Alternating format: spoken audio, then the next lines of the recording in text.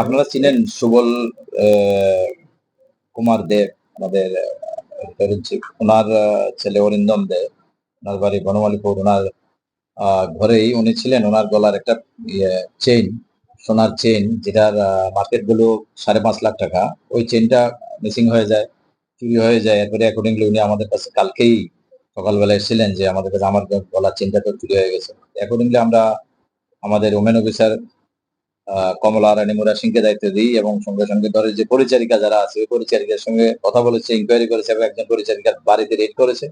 Red করার পরে কালকে সন্ধ্যার পরে ওনার যে চুরি যাওয়া যে চেনটা, সেই চেনটা যেটা মার্কেট ভ্যালু 5.5 লাখ টাকা, ওই চেনটা রিকভারি হয়েছে।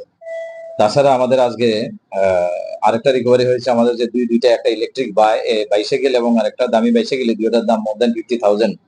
দুইটা বাইসাইকেল আমরা রিকভারি করেছি, এবং ও যে যে এটার সঙ্গে জড়িত যে চোর আছে তাকেও আমরা অ্যারেস্ট করেছি। বাকি কিছু বাইসাইকেল, আরো 3-4টা বাইসাইকেল আছে, আমরা ওগুলো রিকভার করবো। হ্যাঁ, চোরকে আটক করা হয়েছে। চোরকে আটক করা হয়েছে আমাদের বনমালীপুর থেকে। আরো আছে বিভিন্ন জায়গার নাম বলছি না, আরো জায়গা, যে জায়গায় কিছু আছে আমরা ওগুলো রিকভারি করবো।